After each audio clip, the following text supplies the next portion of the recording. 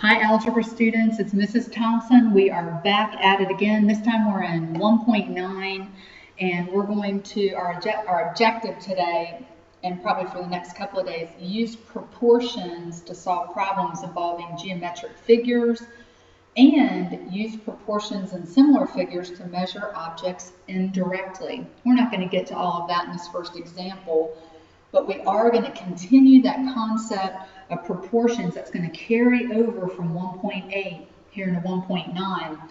The difference is we're actually going to do kind of a geometry application today. All right, so let's go ahead and get started. Just some basic things maybe you have heard and you've forgotten. I just want to bring it back to your attention. Similar figures. Now, similar figures, they have exactly the same shape. They are not necessarily the same size, okay? So if you're dealing with two triangles, they're going to have the same basic shape. One may be slightly bigger than the other, okay? They're not supposed to be the same size. Their angles have exactly the same measure, but their sides are going to be proportional, and I showed that there for you, underlined and italicized it for you. Equal measure for the angles. Sides are proportional. The sides are not equal, the sides are in proportion to each other. So that's a little bit different than being equal to each other, okay? Now, corresponding sides of two figures, that means they're in the same relative position. And corresponding angles, also same concept, they're in the same basic position. So I'm probably going to do a little bit of color coordinating here just to help you out. All right, now notice that A, I'm going to circle that in blue, okay? A is bottom left of our triangle, and that's going to line up with D, which is also bottom left of that next triangle. Now if I change colors, and let's go to B, B is at the very top of the triangle, as is E. And then let's do our last color, let's do C, and that corresponds with F. Now hopefully what you're seeing when I color coordinate this and when we line up and we write statements regarding the angles, the corresponding angles, what I would say is I'm going to use this little symbol here. It looks like a less than symbol. In geometry, it's an angle symbol. So angle A is equal, because remember the angles are equal, is equal to angle D.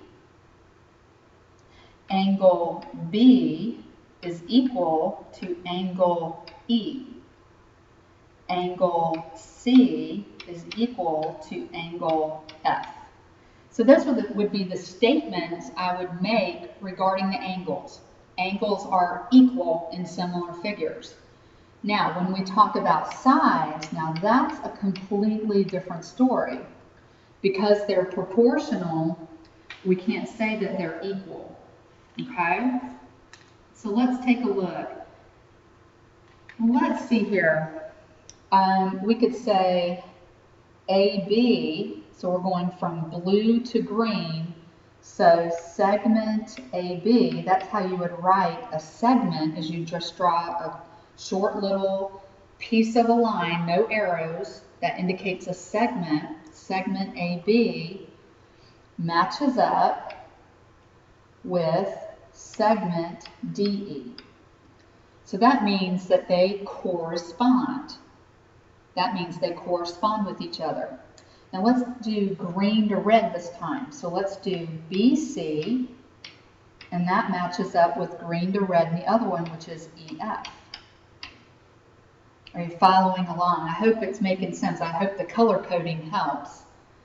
And then let's do blue to red, AC, and that matches up with DF in the other one. So sides are not equal. They're going to end up being proportional. And so we're going to have to set up proportions of what we do know to find out what we don't know. Okay, now flip your page. And I'm going to have to draw these figures. This is actually out of example 1. on page 69. And so they have a smaller triangle. I'll just go ahead and just draw it for you. We've got RST. So these are the endpoints, the vertices of that triangle. And we know two pieces of information. We know that this is 8 feet and this is 5 feet in length. Okay, so there's RST. And then we have a bigger triangle that's laying back kind of like this, and that one's BCD. Okay, there it goes. And we know this is X, we don't know how long that is, and this one's 12. Okay, so we know that they're similar because they gave us a similarity statement right here. This is how you do a similarity statement. You see that little squiggle there? It's a single squiggle. That means is similar to. A single squiggle means is similar to. So you're saying the first triangle, triangle RST, is similar to triangle BCD. What you're saying is those angles are equal, whatever those angle measures are. I have no idea. They didn't tell us on the drawing. And we know the sides are proportional. That's what's true about similar figures. Now, one thing I want to point out to you, and go back to the color coding. Do you see how R comes first and then B comes first in that second triangle? They match up. They correspond. Okay, let me switch colors. Do you see how S comes second and then the C in the second triangle? So S and C. And then I'm going to switch colors again. Do you see how T is last in that triangle and D is last? T and D match up. So hopefully what I'm showing you here is how do they match up. Your similarity statement will tell you what letters match up with what letters. So what letters in the first triangle match up with what letters in the second triangle. You should be able to tell that from the similarity statement. Okay? Helps me visually to color code it. You can use highlighters, you can use different color pens to circle it. Something that will make it stand out so you don't mess up and miss what sides match up with what sides, okay? Now there's several ways you could write proportions. There's a couple definitely wrong ways to do it, but several right ways as well. So if we start with the first triangle, RST, you could go blue to green, so that's 8 feet. And in the same triangle, do blue to red, which is 5 feet. Now you want to follow suit in the other triangle. Remember up top we did blue to green, so in the other triangle that's X feet. And then we did blue to red, which is 12 feet. You could set up your proportion just like that. And then of course we know that to solve a proportion we would cross multiply, and then we would divide each side to find that missing value. Now it's not going to go evenly, we're going to get a decimal, but use your calculator, help speed up that process. And you get 19.2. And that's that missing value. Now it makes sense, that's the longer side. In the left triangle, the side RS is bigger than RT, so it stands to reason BC should be bigger than BD. Now that's if you keep within the same triangle. You stayed within the first triangle and then stayed within the second triangle for your second fraction. Okay, now you don't have to do it that way. You could do it this way. You could do RS over BC and set that equal to RT over BD. So you're matching up where they are in alignment. So what you did was you started with a small triangle, RS, which is 8, BC, I don't know, RT, which is 5, over BD, which is 12. You can set it up that way.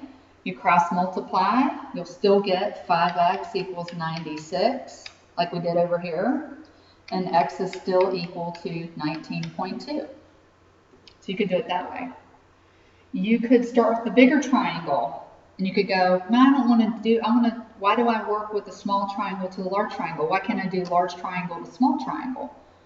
Well, you can. You can. You totally have any ability to do that. So you could do BD over, and then what matches up with the smaller triangle is RT.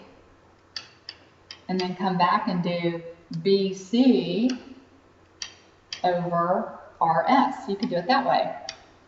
And so BD is 12 over RT, which is 5, equals BC, which is X, over RS, which is 8. You cross multiply, you're still going to get 5x equals 96, and x is 19.2. So you see, what I'm trying to do is show you all these different ways you could set up a proportion. As long as you're staying true to the order, you're going to get it right. Now, how could you do it wrong? So let me create kind of a little box, and we'll put one example of how you could do it wrong just to make it stand out, okay?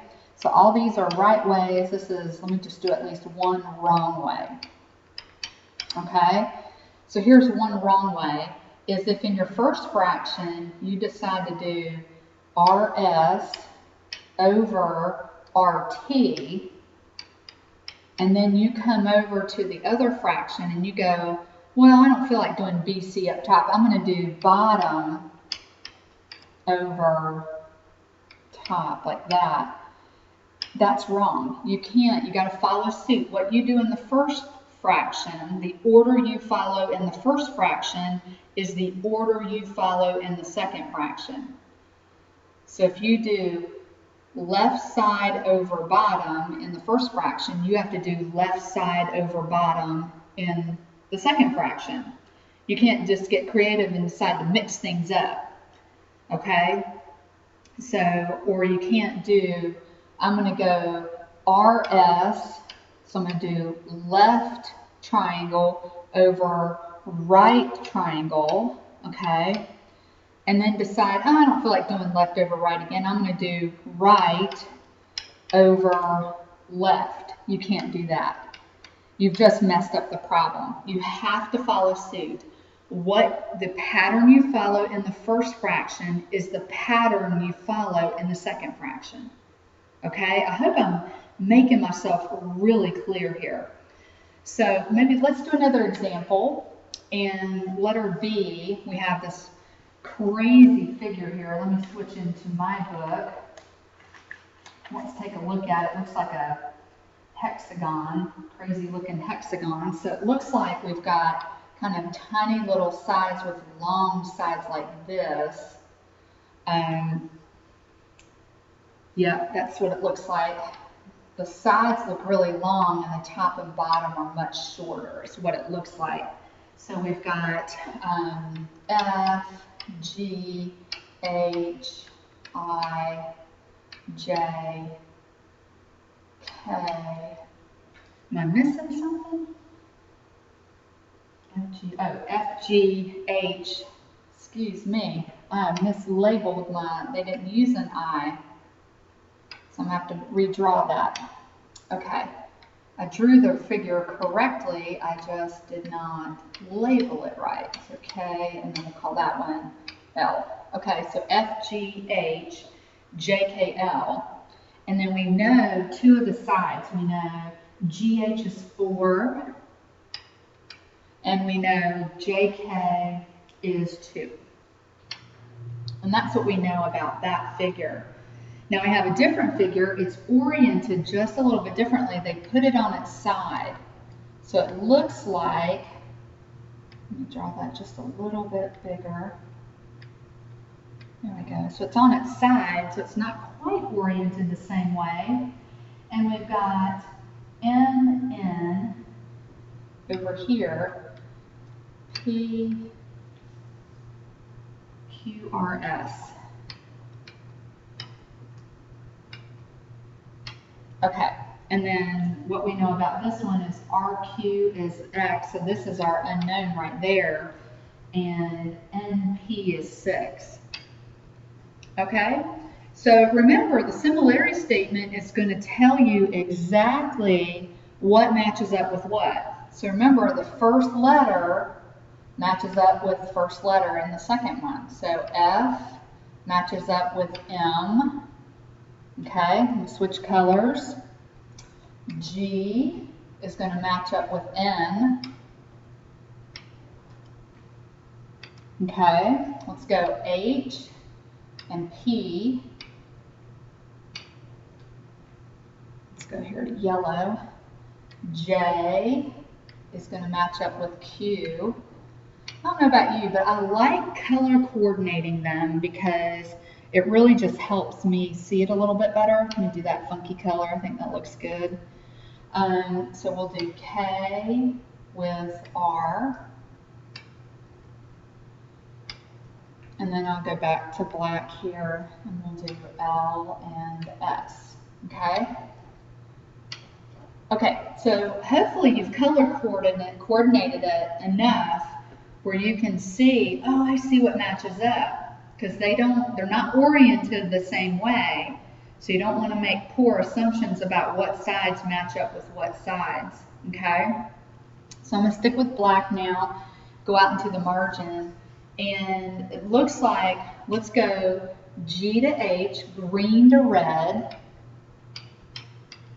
And let's put that over yellow to the pink purple thing, JK.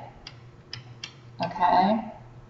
And then we're going to follow suit. So let's go to the next one. Green to red would be green to red NP in the other figure. And then we did yellow to pink purple. Yellow to pink purple would be QR. And so we followed suit. And color coordinating it just made it pop a little bit more for me, made it stand out. So GH is 4. JK is 2. NP is 6. And QR is where my X is. And then from here, it's just really simple to find the answer. So cross multiply, 4 times X is 4X. 6 times 2 is 12. Divide each side by 4. And you've got X is equal to 3. So that missing side is 3. Sometimes they're real obvious where you don't need a proportion. Sometimes it's not obvious and you need the proportion because you need to be able to set the numbers up. So I'm going to leave C for you. C is going to be this figure. It's kind of weird. Let me draw it out for you. And it's, there we go. Looks kind of like a trapezoid. And we're going to do a little one and then we'll do a little bit bigger one here. Okay, so draw a trapezoid on your paper and label it this way. The small one's going to be A, B, C, and D. And we know AB is 5, BC is 2. So we know that's true about this one. And then the next one, let's do W, X, Y, and Z. And for this one, we know 7 is up here and X is down here. So you're looking for X. So if you need a color code. If you don't need to, that's fine. Just set up your proportion and solve. Okay? So this one, let's label this one as your extra credit. I'll give you a point if you can find that missing side XY. All right, bring your questions to class and good luck on this.